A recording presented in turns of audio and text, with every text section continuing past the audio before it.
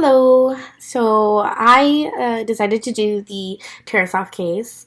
And so a little summary about the Tarasoff case. So this is technically the UC Regents versus Tarasoff. And so the backstory with this is, so this man, Posinjit Potter, we will refer to him from here on out as Potter.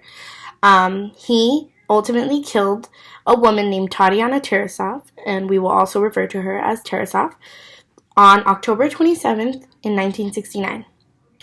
Apparently, there was they knew each other from a class at UC Berkeley, which is where they both attended, and one source says that they shared a kiss on New Year's Eve and that Potter wanted a little more than just that, and Tatiana wasn't interested, so Tarasoff ended up distancing and whatnot. And ultimately, this led Potter to seek therapy services at UC Berkeley. And so he did so at the Cowell Memorial Hospital at UC Berkeley, and he ended up meeting with a psychologist by the name of Dr. Lawrence Moore. And so eventually, Potter confided in Dr. Moore to reveal his plans of killing Tatiana upon her return from vacation in Brazil for the summer. And so at that time, Potter was diagnosed with acute and severe paranoid and schizophrenic reaction. And so Dr. Moore contacted the campus police and requested that Potter be committed for observation in a mental hospital. And he wrote a letter to the campus police requesting all of this. So police then took Potter into custody, deemed him rational, though, and then released him based on him pretty much promising to stay away from Tatiana.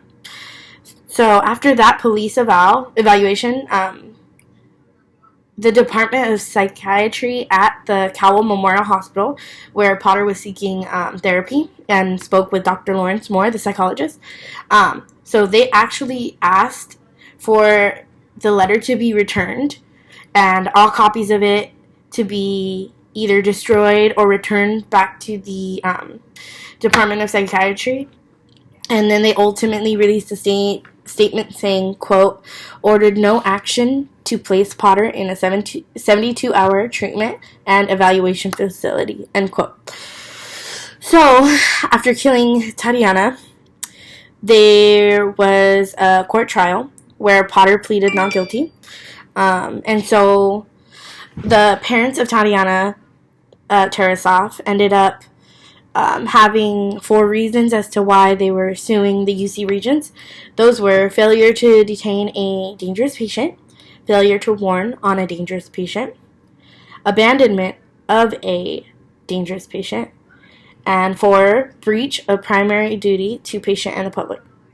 So the defendants then claimed that they owned no duty of reasonable care to Tatiana and that they were immune from being pretty much filed suit against under the California Tort Claims Act of 1963. Anyways, they ended up convicting Potter to second-degree murder at first, but that was then reduced to manslaughter. However, the Supreme Court then deemed this to be too harsh, and then Potter was released. He was never retried and ended up returning back to India, where he was originally from. So this then leads to the discussion of how is this possible to have somebody who murdered an innocent woman. The psychiatrist and the facility failed to inform not only the victim, but also the family of the victim in the possible dangerous circumstances she may be involved in. So that was first the main issue. Yes, they did end up calling the police, the campus police, but as you can see, the police did not follow through on their end. And so it's kind of like a blame game, because throughout the trial there was back and forth, like claims from the UC Regents saying, well, we didn't know he was going to follow through with the murder. We didn't know he was going to harm anyone. We technically did contact the police, and ultimately, Tarasoff won. And this brings up the two different bioethical principles that I personally think are involved in this case. The first, I would have to say, is non-maleficence. This case failed to provide this bioethical principle. Non-maleficence means to do no harm to others, and the UC Regents and the psychologist Dr. Lawrence Moore failed to avoid any possibilities of harm to be done to the victim. And I'm going to cite a quote from one of the articles that I will be sourcing. It says, "The risk that unnecessary warnings may be given is a reasonable price to pay for the lives of possible victims that may be saved." So that's pretty much just saying, even if this said patient Potter didn't follow through with the crime of murder, even giving them this unnecessary warning would have just avoided so many things. And it's a reasonable price to pay for the lives of the victims that may be saved. So I completely agree with that. Non-maleficence was failed in this case. And that goes hand in hand with also the beneficence, to do good. I understand that Dr. Lawrence Moore wasn't entirely sure that Potter was going to go through with it and, end up implementing his course, or his plans, should I say.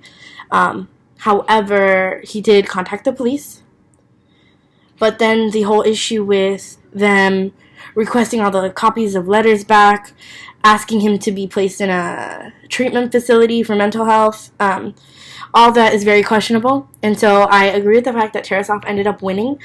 But overall, this case was very unfortunate for a life to be lost, an innocent life to be lost, regardless of the backstory of them sharing a kiss, or regardless of the fact that Potter was slightly obsessed with Tarasoff and ended up wanting to kill her.